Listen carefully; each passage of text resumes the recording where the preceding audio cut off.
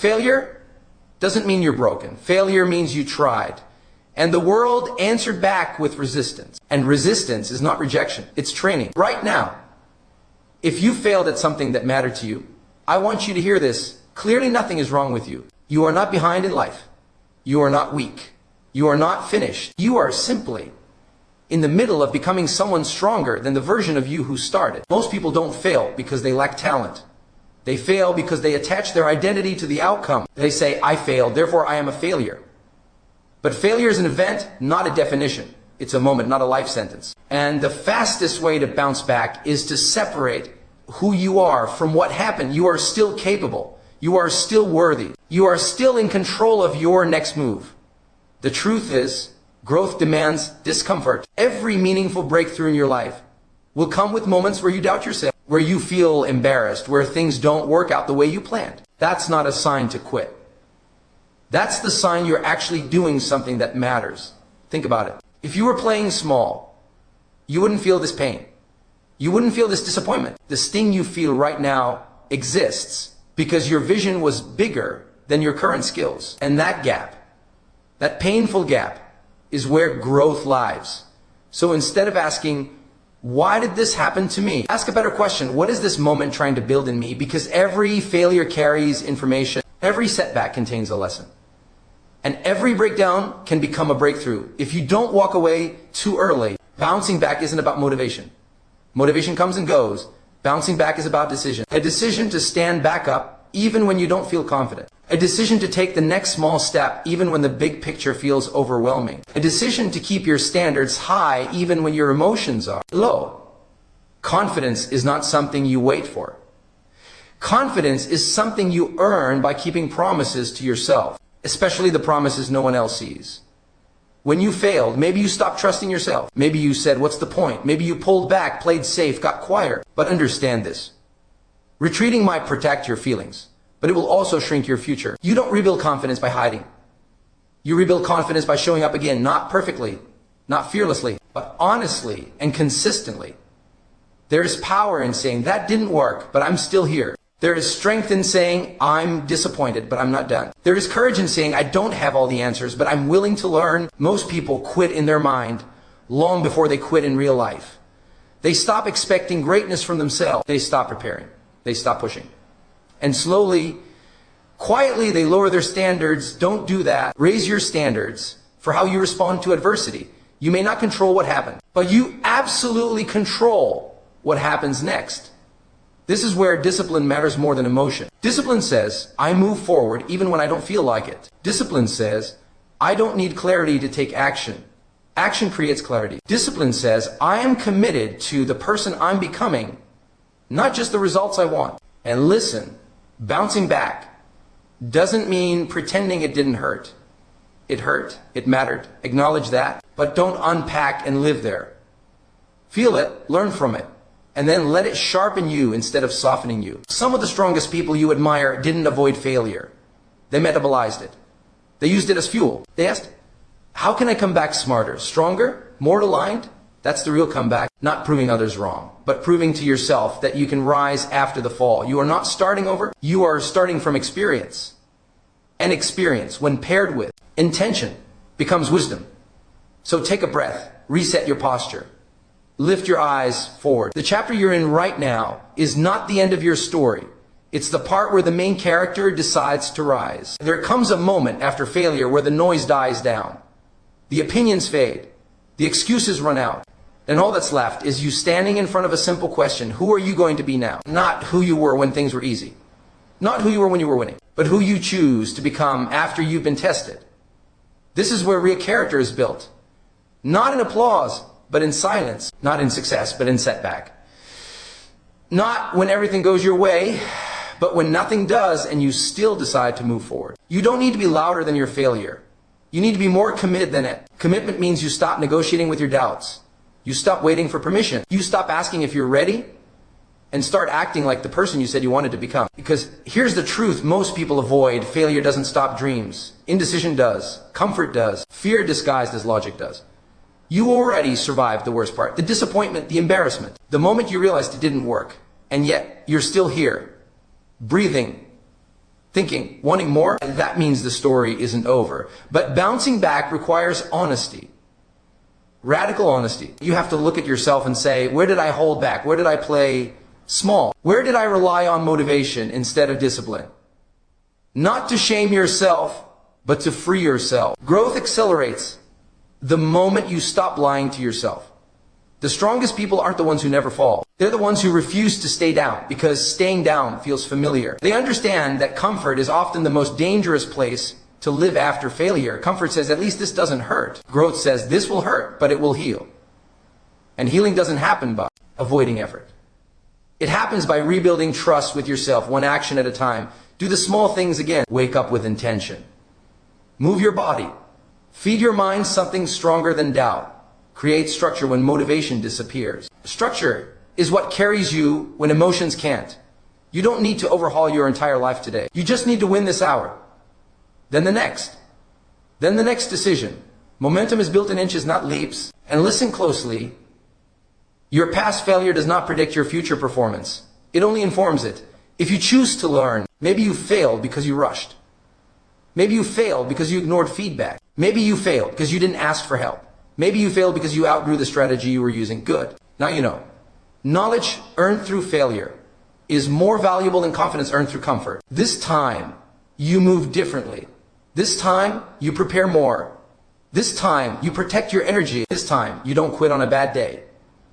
Because bad days don't define bad lives. Quitting does. There will be moments during your comeback where you feel behind, where others seem ahead, where progress feels slow. Don't compare chapters. Don't rush timing. Don't disrespect your own process. You are rebuilding something real, and real things take time. You don't need validation to keep going. You need vision. You need to remember why this mattered to you in the first place. Not the applause, the purpose. Purpose outlasts pain. And when doubt shows up, because it will, don't argue with it. Act in spite of it. Action is the language of belief. Every step forward tells your nervous system, I'm safe. I'm capable. I'm moving again. That's how confidence returns, quietly, gradually, authentically. One day you'll realize you're no longer thinking about the failure every morning. Then one day you'll realize it made you sharper, stronger, more grounded. And eventually you'll be grateful it happened. Not because it was easy, but because it demanded more from you. This is not punishment. This is preparation. Life is shaping you for something that requires resilience, self-trust, and courage. And those qualities are forged, not gifted. So keep showing up. Keep refining. Keep choosing discipline over drama. Keep choosing growth over comfort. Your comeback doesn't need to be loud. It just needs to be relentless. At some point, you have to stop revisiting the moment you fell and start honoring the fact that you stood back up. Too many people relive failure as if replaying it will somehow change the outcome. What changes your future is what you practice after the fall. You don't bounce back by thinking differently alone. You bounce back by living differently. By choosing habits that reinforce strength instead of stories that reinforce weakness. Your mind will try to protect you by saying, don't try again. Don't risk it. Stay safe. But safety is not the same as fulfillment. And a life built only around avoiding pain slowly becomes a life that avoids meaning. You were not built to hide. You were built to expand. Failure often strips away illusions. It shows you what doesn't work. It exposes gaps in skill, focus, patience, or self-belief. That's not a curse. That's clarity. And clarity is power if you use it. The question isn't, can I avoid failing again? The question is, can I become the kind of person who can handle failure and still move forward? Because the people who win long-term aren't fearless, they're resilient. They've trained themselves to respond instead of react, to learn instead of quit, to recommit instead of retreat. Resilience is a muscle. And like every muscle, it grows under resistance. That's why this season feels heavy. That's why things feel slow. That's why effort feels harder than it used to. You are lifting weight you've never lifted before, emotionally, mentally, spiritually. And every rep is making you stronger, even when you can't see it yet. One of the biggest mistakes people make after failure is trying to go back to who they were before it happened. You can't go back. And you shouldn't want to. That version of you didn't yet have the wisdom you have now. You're not meant to return. You're meant to evolve. This is where you simplify. You stop chasing everything and commit to what actually matters. You stop overpromising and start over-delivering to yourself. You stop waiting for perfect conditions and start working with what you have. Progress loves consistency, not intensity. Small actions, Done daily, rebuild identity. Every time you show up, even when it's uncomfortable, you are casting a vote for the person you're becoming. And over time, those votes add up. You don't suddenly wake up confident. You wake up consistent. And confidence follows. Let go of the pressure to prove anything to anyone. Your comeback is not a performance. It's a practice, a quiet, personal agreement that says, I don't quit on myself anymore. That decision alone changes everything. There will be moments when old doubts return, when memories resurface, when fear whispers, what if it happens again? And it might. But this time, you won't collapse under it. This time, you'll respond with maturity instead of panic. You'll say, I've been here before and I survived. That's power. Strength isn't loud. Strength is steady. It's waking up and doing the work even when no one is watching. It's choosing long-term growth over short-term relief. It's trusting yourself again, step by step. And trust is rebuilt through evidence. Not affirmations, not hype. Evidence. You show yourself you can follow through. You show yourself you can stay disciplined. You show yourself you can adapt when things don't go as planned. That's how self-belief becomes unshakable. Remember, the version of you who failed didn't fail because they were incapable. They failed because they were still learning. And learning is not weakness. Learning is the path. Some lessons only arrive through loss. Some strength only arrives through struggle. Some clarity only arrives when comfort is taken away. And now you see more clearly. You see what drains your energy. You see who supports your growth. You see where you need boundaries. You see where you need courage. Use that awareness. Don't waste it.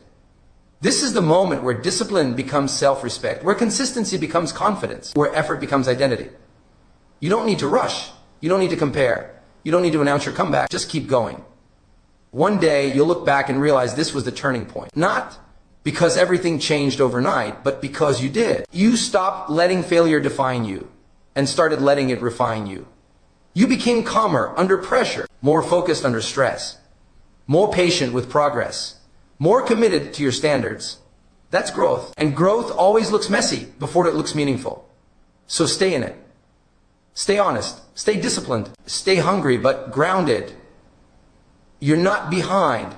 You're not broken. You're being built. There is a quiet moment in every comeback where you realize something important. No one is coming to save you. And instead of feeling afraid, you feel free. Because the moment you stop waiting for rescue is the moment you step into responsibility. And responsibility is power. You stop asking for permission to grow. You stop waiting for motivation to arrive. You stop needing circumstances to be perfect. You understand that your life moves forward when you move forward. Failure teaches you patience if you let it. It teaches you that rushing doesn't equal progress and pressure doesn't equal purpose. Real progress happens when effort is applied consistently, even when results are delayed. Delayed results don't mean denied success. They mean deeper preparation. This is where most people lose faith, not because things are impossible, but because they are slow. But slow. Growth builds strong foundations. And strong foundations don't collapse under pressure. You're learning how to show up without applause, how to work without guarantees, how to believe without proof. That is a level of maturity that success alone can't teach. When you failed, something cracked open. Maybe your ego softened. Maybe your priorities shifted. Maybe you stopped chasing approval and started chasing alignment. That's not weakness. That's wisdom arriving early. You're no longer trying to be impressive. You're trying to be effective. That shift changes everything. Now you listen more. You plan better. You conserve energy. You choose discipline over drama. You understand that emotions don't get to drive the car anymore. Values do. Values keep you moving when feelings fluctuate. And feelings will fluctuate. Some days you'll feel strong. Other days you'll feel tired. Some days you'll believe deeply in yourself. Other days you'll question everything. That's human. That's normal. What matters is that your behavior stays steady, even when your emotions don't. That's how professionals operate. That's how leaders are built. That's how comebacks last. You don't need to win every day. You just need to refuse to quit. You need to refuse to let one bad moment turn into a bad mindset. You need to refuse to let yesterday's disappointment steal today's effort. Effort compounds. Quitting multiplies regret. And you already know what regret feels like. You've been there. You don't need to visit that place again. So you keep showing up. You keep refining. You keep becoming more intentional with your time, your energy, your focus. You stop wasting hours explaining yourself to people who don't understand your vision. You don't need them to understand. You need you to commit. This is where self-trust deepens. Not because you say positive things to yourself, but because you do hard things consistently. You prove to yourself that you are reliable. that when things get uncomfortable, you don't disappear. Reliability builds confidence. Consistency builds identity. And identity determines destiny. You are no longer the person who collapses under failure. You are becoming the person who adapts, who recalibrates, who responds instead of reacts, who pauses, learns, and then moves forward with greater precision. Precision beats force. You don't need to push harder. You need to move smarter. You need to align effort with intention. You need to protect your mornings, your mindset, your routines. These are not small things. These are the architecture of resilience.